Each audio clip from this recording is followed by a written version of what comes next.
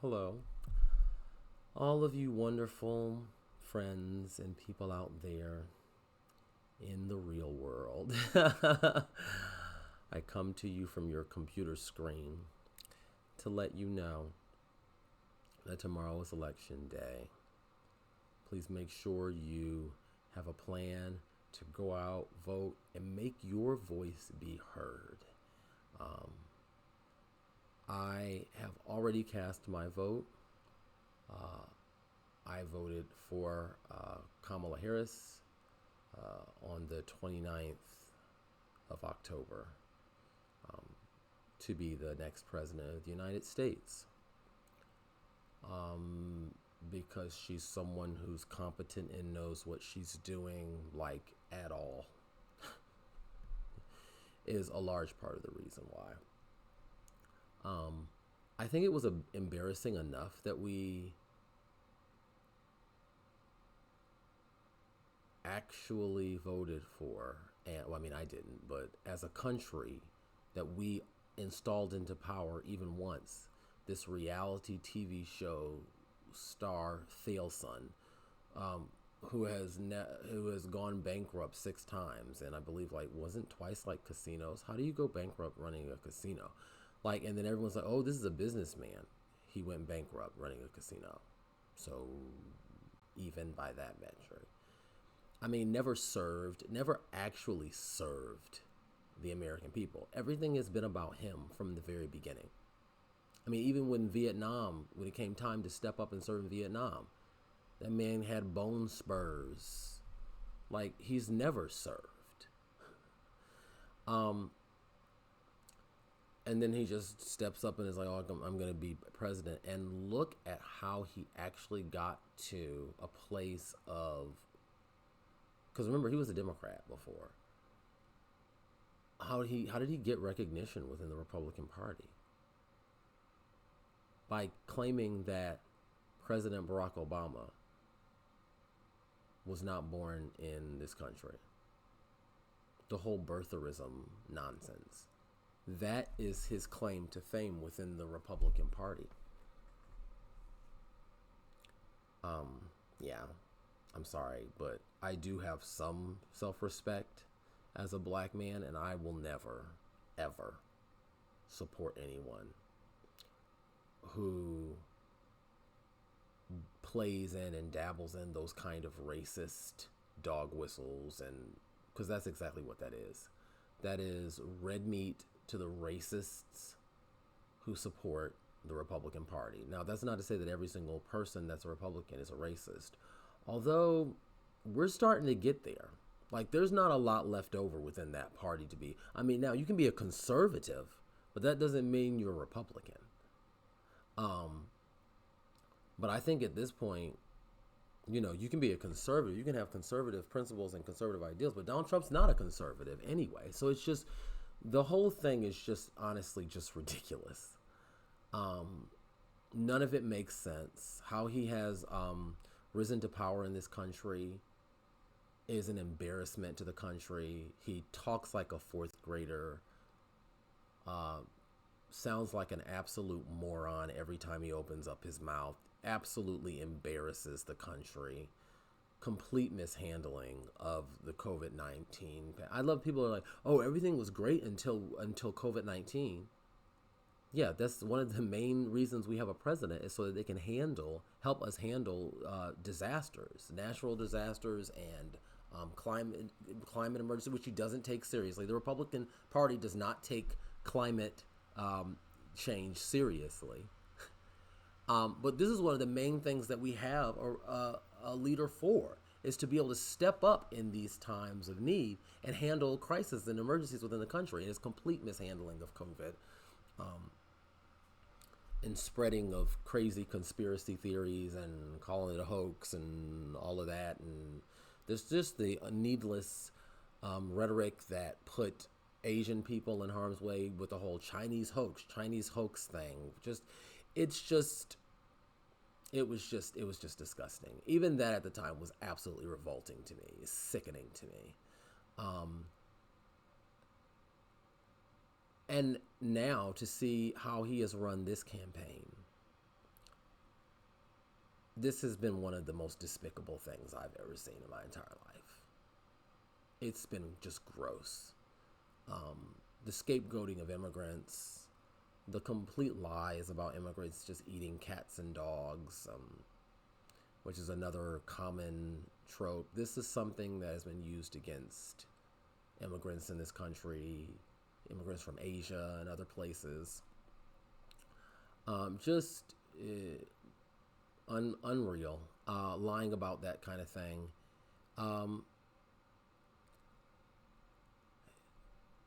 And finally, like, when I look back over my life and I look back at my upbringing within Christian circles, evangelical Christian circles, this man is everything that we were told not to be. Everything. He is a con man. I mean, Trump University, the whole Trump watches thing that we heard about recently with the watches, that whole thing is real, suspect. With those supposedly Swiss watches or whatever was going on with that. Not paying contractors, like people working for him and then not getting paid. It's just a horrible person. Rapist, like he has been credibly accused at this point and found civilly liable of that. Racism and xenophobia out the wazoo. I mean, just everything, every despicable quality that we teach people not to be, on top of being a sore loser. I mean, I've been working with kids for years and years and years, and one of the things we would always tell them, you gotta lose, you gotta lose with grace, you gotta lose with dignity, you gotta be a good sport, you can't whine and cry and gripe and complain and say the other people cheated. But he cheats at everything, literally everything. It should not surprise us that he tried to cheat himself into the last cheat during the last election in 2020, right? Because he cheats at everything. I mean, we know from people that play golf, he cheats at golf. He cheats at golf. He cheats at the election. He cheated on every wife he's been married to. Like, he's just a cheater. That's just who he is. So it's incredible. I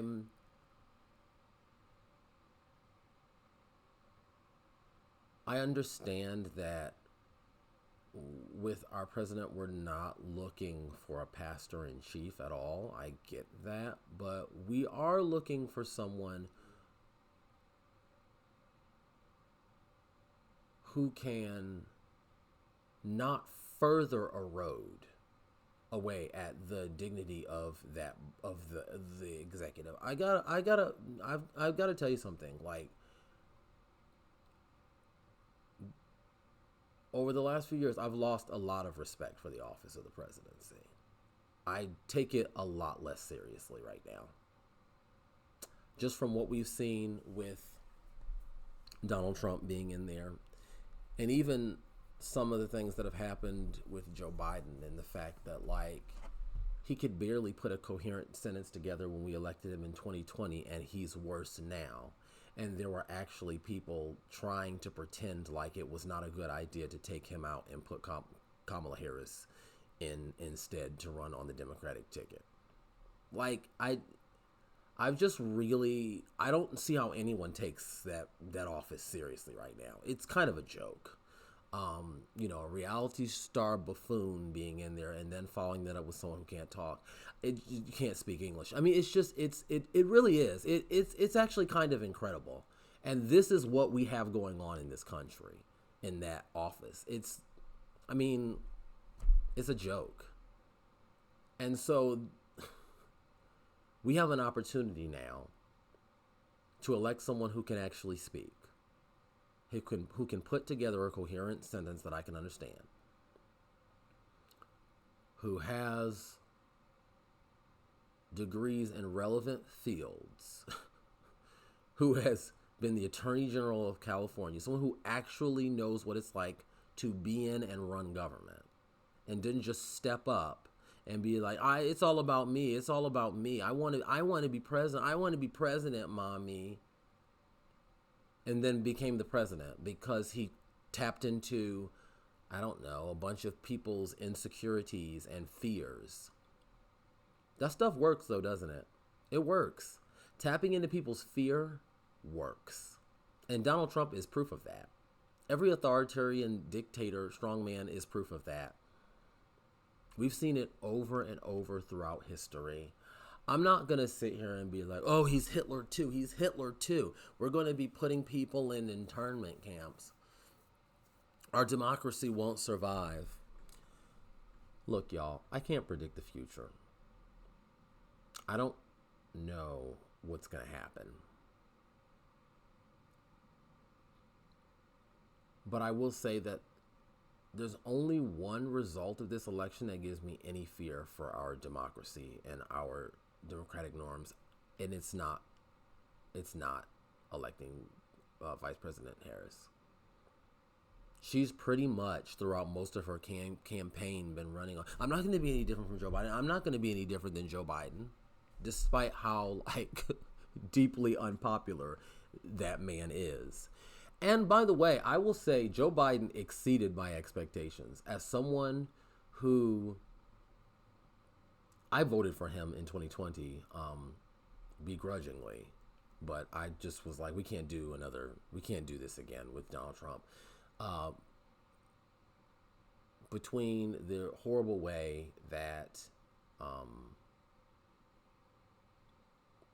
the George Floyd protests, the kind of language he used around that, how he responded to so many people in my communities that I'm involved in, how he responded to those people, his reaction to that, and then the mishandling of the COVID-19 pandemic. I was just like, oh no, there's no option to do another 4 years of this tomfoolery. This is done. But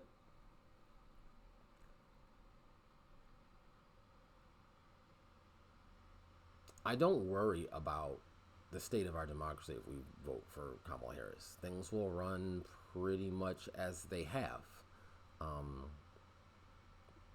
People are like, oh, she's a communist. Oh no, it's gonna be communism. She's not a communist. No communist is going to win the presidency. You're not even going to get through.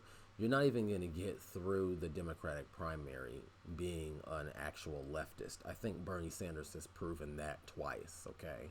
The country's not ready for that.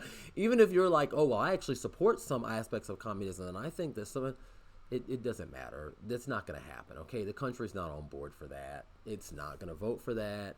We're not running a communist now or anytime soon, and she's not a communist. So it's just nonsense. Again, it's more fear-mongering to make people scared. Are you scared yet? No, I am scared. I'm scared of fascism.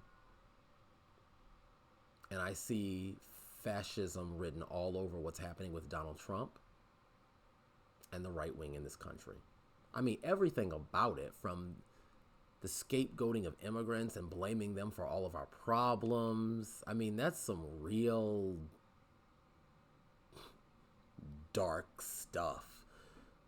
To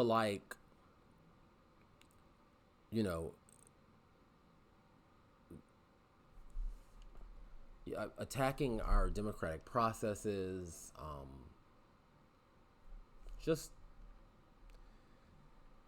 he's just shown over and over and over again that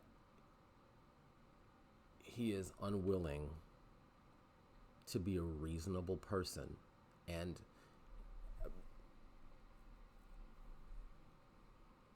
I think what finally sealed it for me, I mean, I was never going to vote for Donald Trump. I mean, I didn't even vote for Donald Trump in 2016 when I had fundamental issues with Hillary Clinton. She also ran a terrible campaign. But anyway, I had fundamental issues with Hillary Clinton in 2016. I didn't vote for Donald Trump then either. I just voted third party. But what sealed it for me and made it very clear that I was definitely not voting third party in 2020, and that I was going to vote for Joe Biden if, the George Floyd protests weren't enough, if the mishandling of the COVID-19 pandemic was not enough. When January 6th happened, it became very clear to me that I was like, oh, yeah, this is where the kind of hateful rhetoric, incendiary rhetoric that Donald Trump uses to stoke and get his base all excited, this is where that leads. This is where that ends. This is the resultant end of that. And we have a process in this country, okay, for being able to contest the results of the election. And there's nothing wrong with it. People are like, oh, well, he contested the results of the election. I don't care. You can contest the results of the election all you want. That's not the issue. That's why you got people out here like, well, Hillary Clinton didn't. What Hillary did and what Trump is so far not comparable to what Trump did. Saying that there was Russian influence into our elections, which there were. I mean, regardless of whether you think it had any, effect or not, like that's irrelevant. They are trying to influence our elections because of course they are. And I think it's really evident in what we're seeing this, in 2024 as well. Of course they're trying to influence our elections. Like, we're the most powerful nation in the world. Like, But anyway,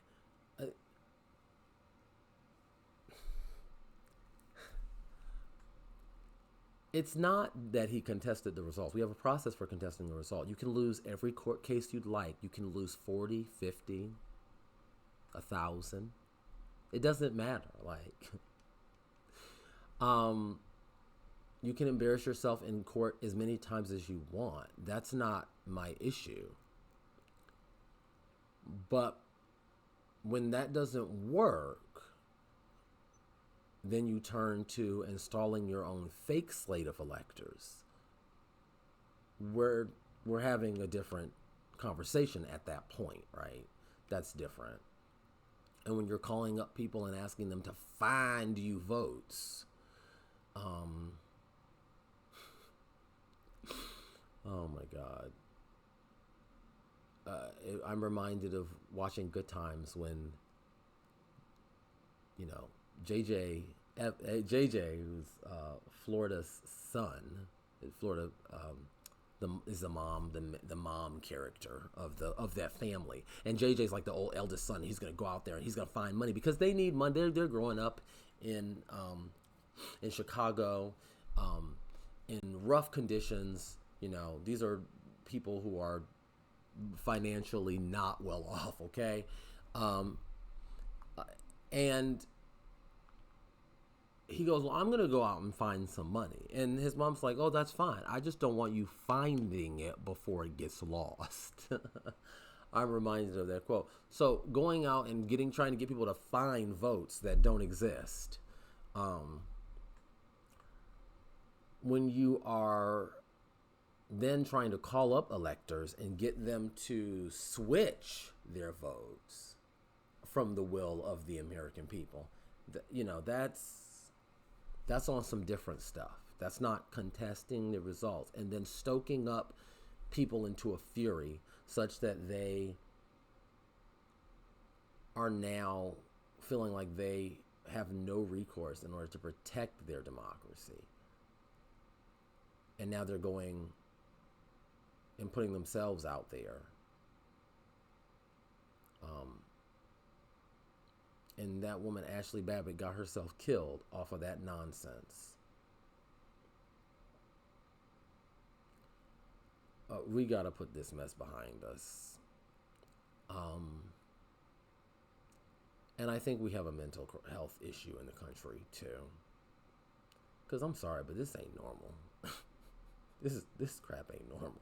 There's nothing normal about being MAGA. I'm sorry. It's just not. Something wrong with you. It's just, we are going to have to deal with whatever is going on in the country beyond Trump. I think he is a symptom of the problem, and he's caused problems too, but there's something deeper going on. There's a deeper rot. There's a deeper lack of trust in our institutions. There's a deep-seated fear of the others, of immigrants. And people are like, oh yeah, these racist white people. No, a lot of black people don't like immigrants either. Yeah, let's be real about that. I've seen it. So, yeah. No, it's not just white people. This is a problem. This is a problem within the United States. A nation of immigrants, ironically. Anyway, these are my thoughts, and I really welcome, discussion and different viewpoints. Keep it civil, obviously, but I think it's time we turn the page on this chapter of history.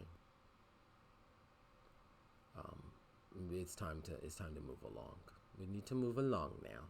Okay, this isn't good. I think we can all agree that this isn't good. For those of you out there that are experiencing fear or anxiety over this, I get it. And you will be forefront in my mind today. I'm hoping that you will, not allow this to drive you crazy, not allow it to steal your joy and your peace and rob you of your sanity. Don't allow these people to rob you of your sanity, okay? So I hope you won't do that. Now, when it comes to issues with Kamala Harris, I'm voting for Kamala Harris, not just against Trump, right? So it's like, well, why are you voting for her?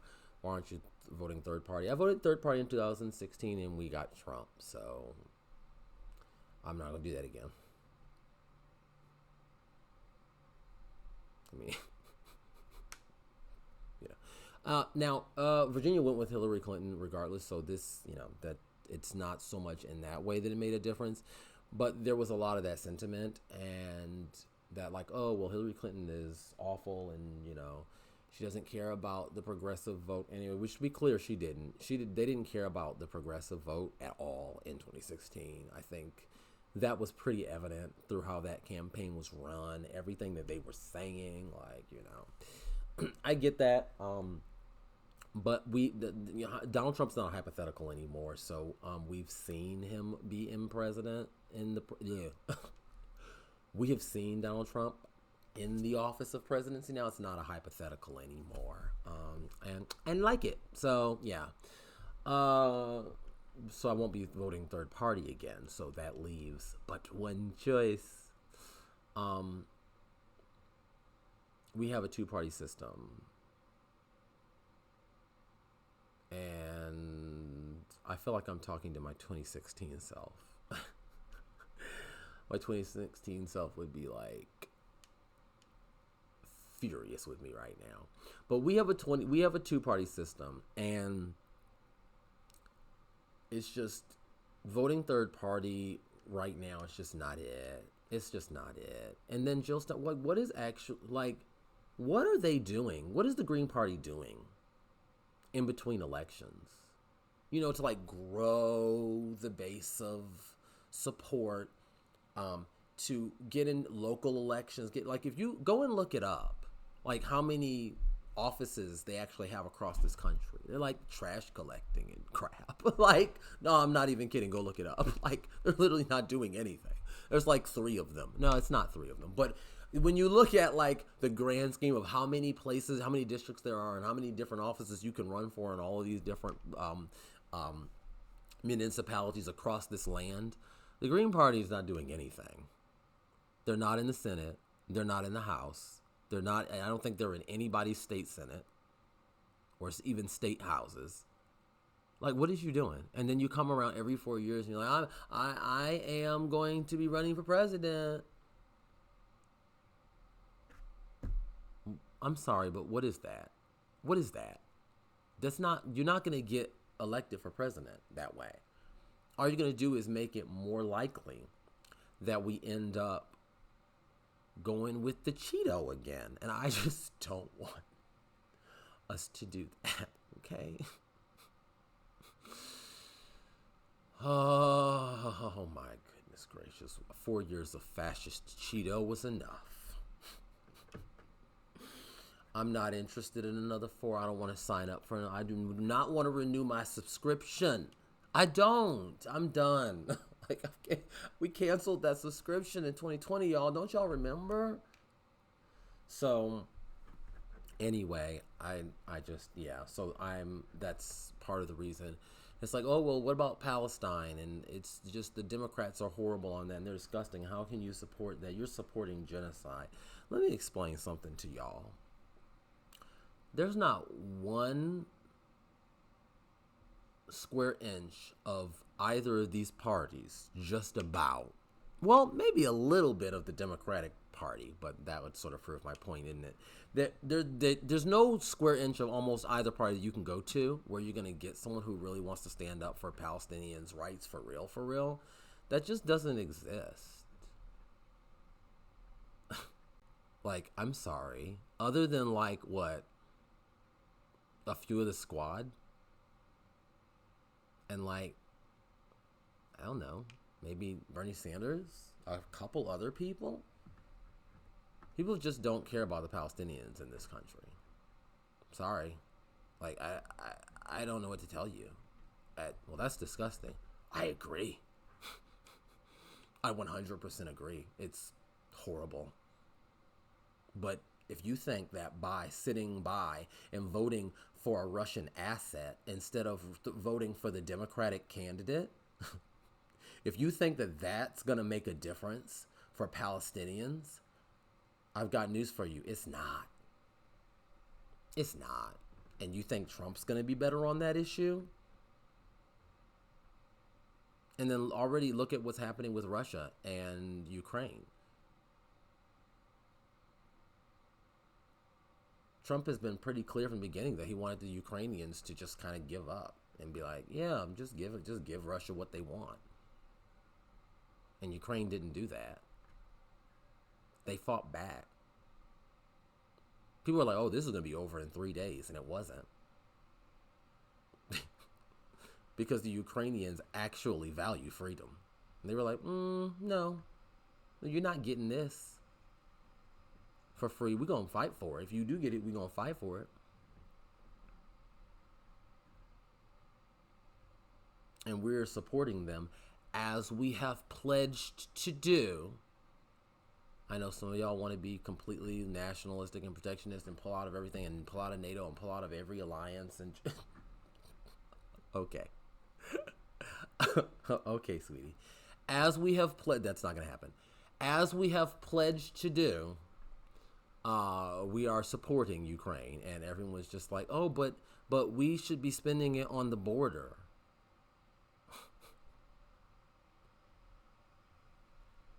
I don't know, dude. I mean, the inability to grapple with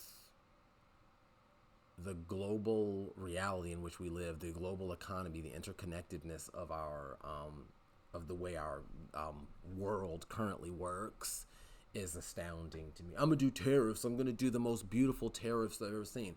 And all the economists are like, no, don't do it, no. And everyone's just like, well, I don't know. Will I believe Trump or will I believe like every economist?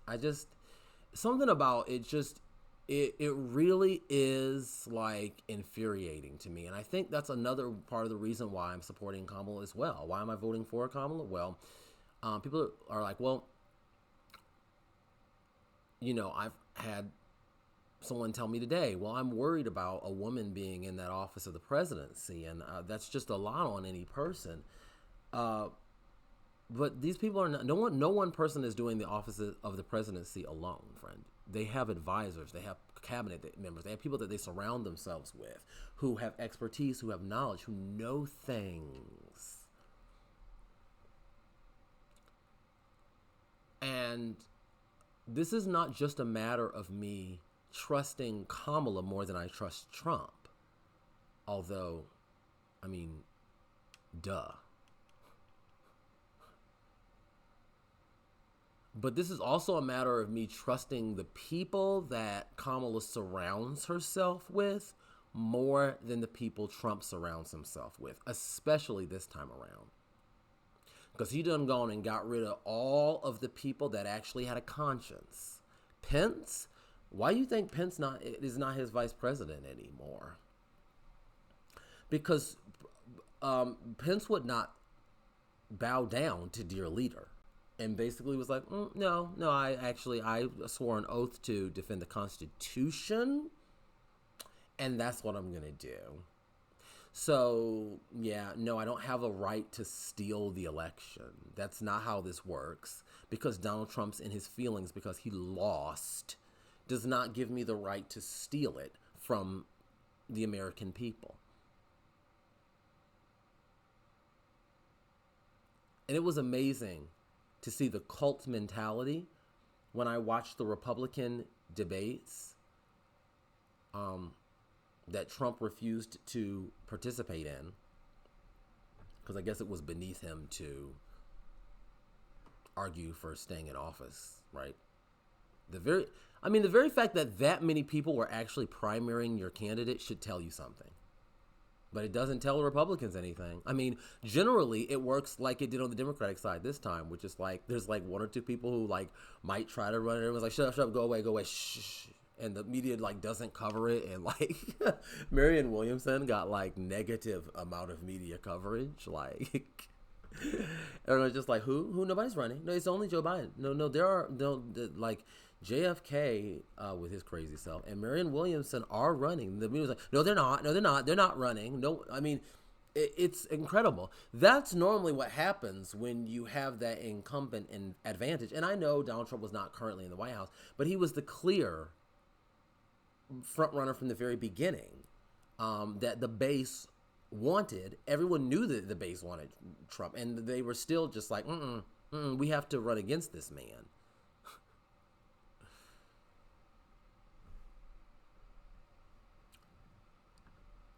So I trust the people that Kamala is going to surround herself with, that Vice President Harris will surround herself with. But also, I also trust her more to learn from those advisors, to listen to those advisors, to listen to people who know more.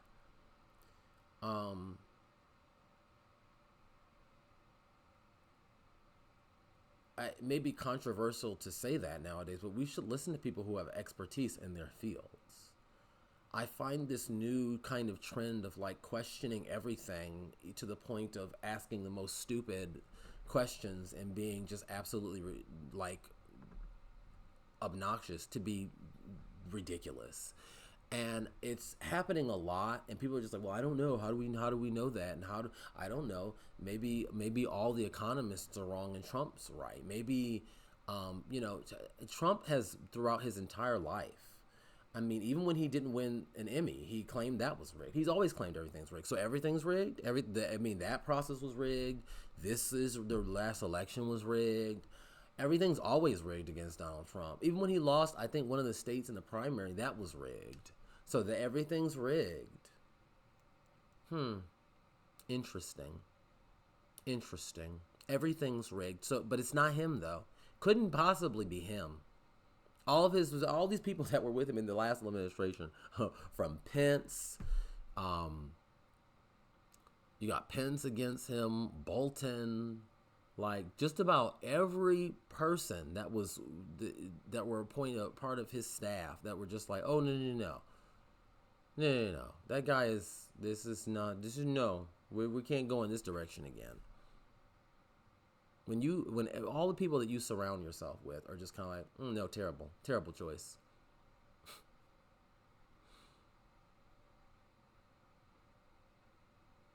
It can't possibly be him. It would have to be all those people that are lying and wrong and don't know what they're talking about, right? That's the way it works with Donald Trump. So anyway, yeah, I want to make it clear that those of you that are, again, nervous about it, I stand with you. I stand with,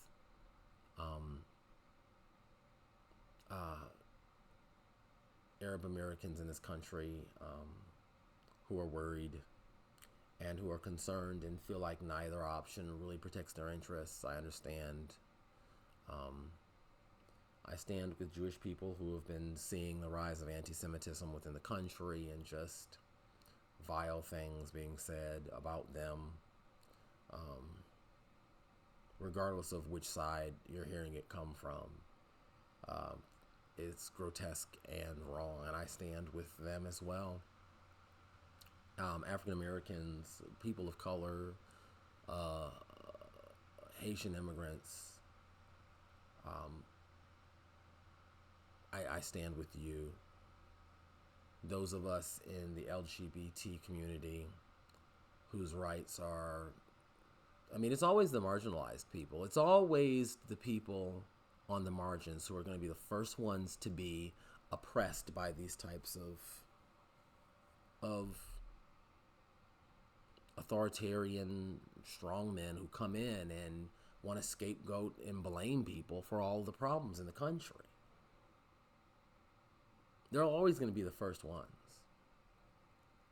So I stand with those people today, and I hope everyone has a wonderful day. And I've said my piece, and that's about it. Much love to you. I hope that you will choose wisely tomorrow. If you haven't voted already, choose wisely. Our children are looking. They're watching. You can say all you want that we're not voting for a pastor. You show our young men the kind of man that we value tomorrow. You're going to show them, and we're going to see what we're going to show them, and I'm concerned. I'm concerned. Because when we got credible allegations of rape and sexual assault, when we've got racism and xenophobia out the wazoo, when we've got just con after con, that he has perpetrated against people, when we've got just more lies than all politicians lie. Bruh, I understand that. But this is like some next level, like lies is just as easily as he breathes. Lies when there's not even a reason to lie. Like, the truth will be fine. Like, you don't have to lie about certain aspects of Biden's record and Kamala that he has certain aspects of the Biden-Harris administration that he has critiqued. You didn't have to lie. Like, you can just like bring forth, but no. He has to lie. Like, just like every time he opens his mouth, it's just crazy. I don't know. We're going to send a message. We're going to send a message tomorrow about that, whether you like it or not. You don't get to divorce that from your pocketbook concerns, which, by the way, the economy is doing well. I have stocks. I've seen it. I know what my stocks look like now versus what they looked like under Donald Trump. I'm not stupid. So I've seen that also. So just the whole thing is just, there comes a point where you do kind of start to run out of excuses for why you are supporting this vile person. And I guess lastly, I'll get to the issue of abortion because I didn't really touch on that at all. I support a woman's right to make these decisions for herself. Pretty much, full stop. Well, the Bible doesn't say anything about abortion. Nice try. Now it says some things about murder, but you know, murder is unlawful killing, and we decide what's lawful, friend. It's not considered murder to kill someone in war, which these Republicans are so fond of throwing our young people into. Wars of choice for oil overseas. They love that. That's, I mean, that's not considered murder when you kill someone in that situation, now is it? Right. I mean, there are distinctions. So I hear you with your concern that, well, a life is being ended, but there are lots of lives that have been ended since we've put these sort of, since we overturned Roe. And many of them have been people in places where they've signed these things like these fetal heartbeat bills. It's like, well, we're going to wait for the heartbeat to stop.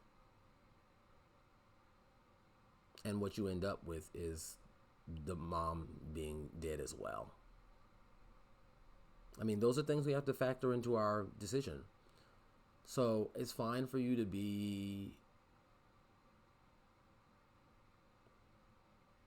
I mean, I completely disagree with you, and I think it's ridiculous that you think that you should have the decision over someone else's body or come between what happens with them and their doctor in any way, shape, or form. But regardless, like, if you have an objection to it, that's fine. But you can get off your high horse about acting like you care so much more about people's lives and that other people are like lesser than you for some reason because they care about the lives of the people that are actually already here and who are suffering through carrying a miscarriage, carrying a fetus within them that's going to kill them. Because the doctors are, well, there's still a heartbeat, and all this kind of nonsense that we're hearing about that's going on around the country from people in these places where they have fetal heartbeat bills and this other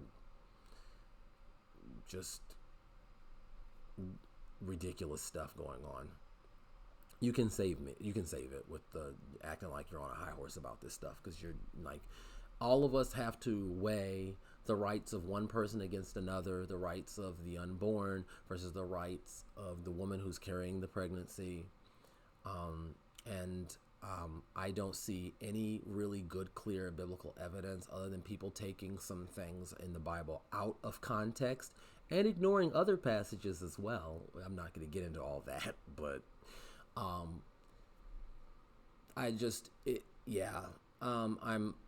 women should have a right to choose. I'm pro-choice unapologetically. So there you go. And then I guess what else is there? I don't hate immigrants. So there's really nothing in the Trump campaign that I find appealing at all. His tax cuts that are going to benefit wealthy people more than anyone else. His tariffs that are going to jack up the prices on everything within our country. And then, of course, I'm going to be signing up for all of it to be served alongside a healthy heaping dose of transphobia and Islamophobia and just like saying the most awful things about immigrants and just misogyny and every other just despicable characteristic. I'm going to have to hear all kinds of gross quotes from him, continuing to say all kinds of gross things.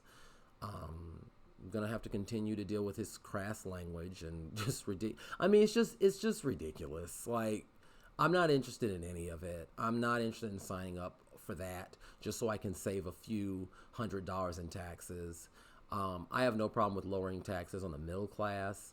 But, just remember, taxes fund like the stuff that we use and like roads and stuff. Like, you like roads? Let me go. Because I literally can't with any of this right now. Anyway, have a great one. Hope you enjoy your day, and goodbye.